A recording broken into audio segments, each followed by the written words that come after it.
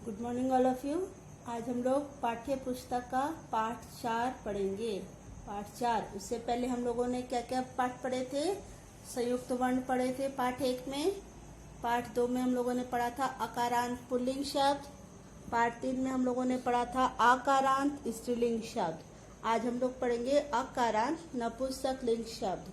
ठीक है, पाठ 4 में आकारांत नपुंसकलिंग शब्द, वीडियो नंबर 1।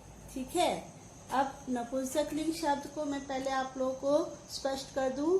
जो शब्द ना तो स्त्रीलिंग होते हैं और ना ही पुल्लिंग, वो आकारांत नपुंसकलिंग शब्द कहलाते हैं। क्या कहलाते हैं?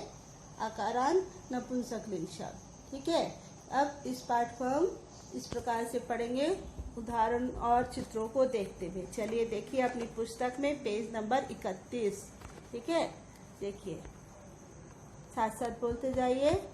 आम्रम, आम्रम एक आम, आम्रे दो आम, आम्रानी अनेक आम।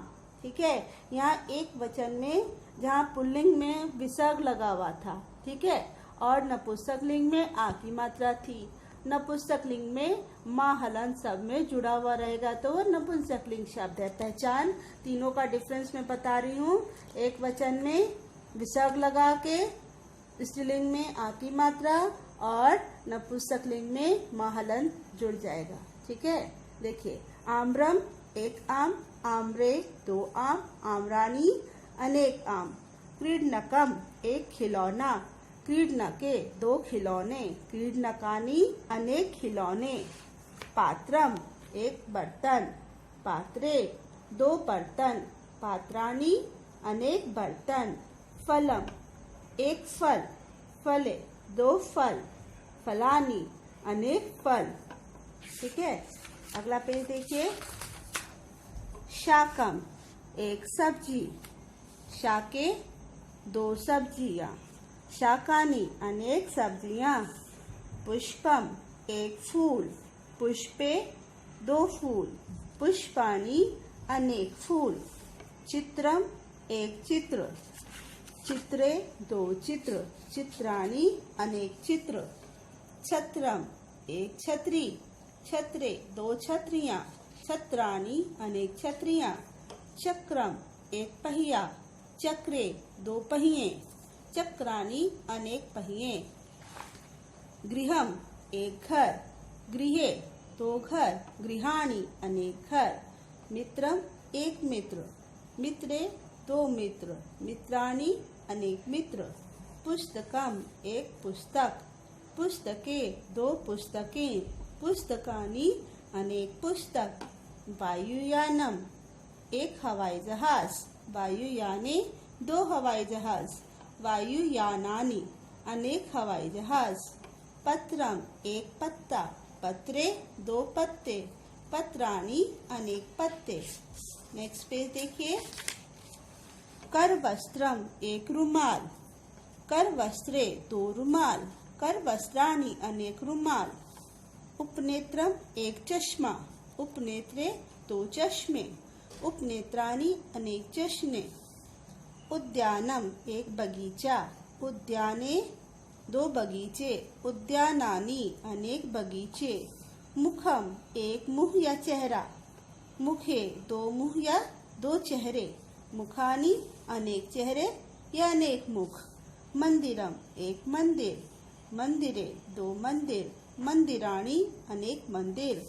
वस्त्रम एक कपड़ा, वस्त्रे दो कपड़े, वस्त्राणी अनेक कपड़े। वनम एक जंगल, वने दो जंगल, वनानी अनेक जंगल। तृणम एक तिनका, तृणे दो तिनके, तृणानी अनेक तिनके।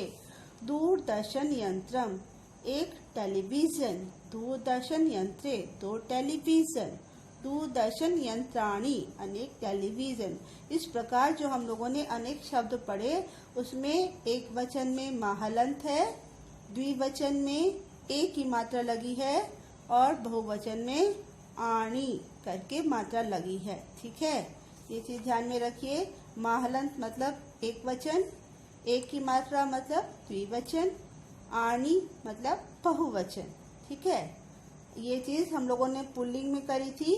विसर्ग लगाया था तो एक वचन, औ की मात्रा लगाई थी तो द्विवचन हुआ था, और आ की मात्रा लगा के विसर्ग लगाया था तो वो बहुवचन हो गया था। स्त्रीलिंग में याद कीजिए, आ की मात्रा एक वचन, ए की मात्रा द्विवचन और विसर्ग लग के बहुवचन। यहाँ पे विसर्ग का उपयोग नहीं है। म हलंत जो है वो एक वचन वाले शब्दों में है। उम्मीद करती हूँ आप लोग को पाठ समझ में आया होगा।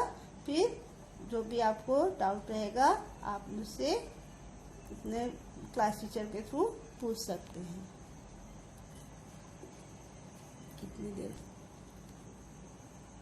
चलिए समझिए, मैंने अभी आपको वर्बली एक बात बताई थी, अंतर दिखाया था कि किस प्रकार से हम लोग पुल्लिंग, स्त्रीलिंग और नपुंसकलिंग शब्दों को पहचान सकते हैं। ठीक है, तो कुछ उदाहरणों के द्वारा हम लोग स्पष्ट देखते हैं। बालकः, नरः, गजः। ठीक है, ये हुआ था सब एक वचन में। ऐसे ही स्त्रीलिंग वाले शब्द हुए, आ की मात्रा यहाँ पे नहीं लगेगी, वो बहुवचन में होगी। ठीक है, अब स्त्रीलिंग शब्दों में देखिए, बालिका,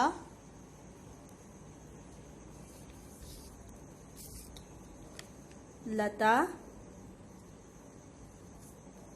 अध्यापिका,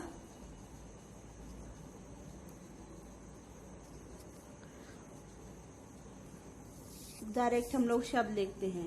ये भी एक वचन के मैंने आपको उदाहरण दिखाए, और इसमें मैंने आपको बताया सब म हलंत लग के शब्द बनेंगे, जैसे फलम, उपनेत्रम,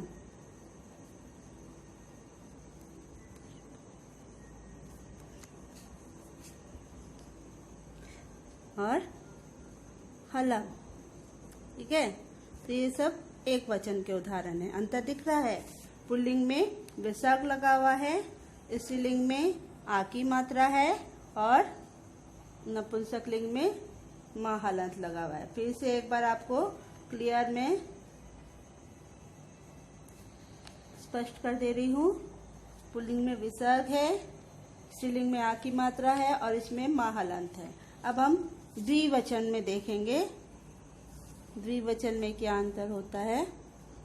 यहाँ पे हो जाएगा बालकौ, वही वाले तीन शब्दों को लेते हैं। बालकौ, नरौ, गजौ।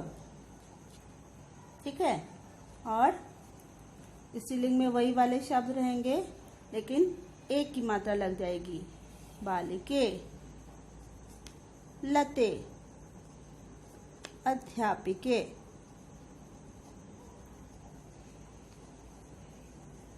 वही ऊपर वाले तीन शब्दों को वापस से लेते हैं। फले, यहाँ पे भी एक ही मात्रा है। उपनेत्रे, थले। ठीक है, तो यहाँ पे डिफरेंस हुआ औ की मात्रा का।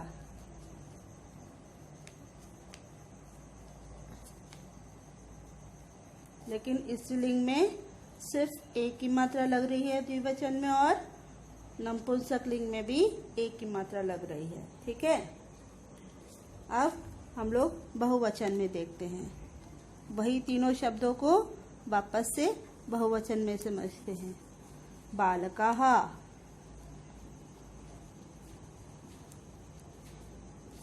नरः, और गजः। यहाँ पे आ की मात्रा लग के विसर्ग लग गया। ठीक है, और स्त्रीलिंग में बालिकाः, लताः, अध्यापिका।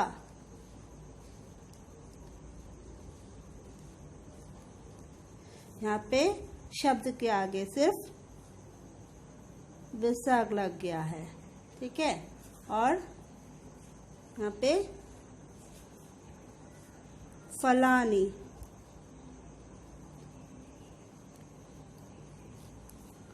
उपनेत्राणी, हलानी, यहाँ पे आनी जुड़ गया है, ठीक है। तो तीनों लिंगों में और तीनों वचनों में अंतर समझ में आया सबको। उम्मीद है तुम लोग को इस उदाहरण के माध्यम से पुल्लिंग, स्त्रीलिंग और नपुंसक लिंग में कहाँ कहाँ क्या क्या अंतर है वो ठीक से समझ में आया होगा।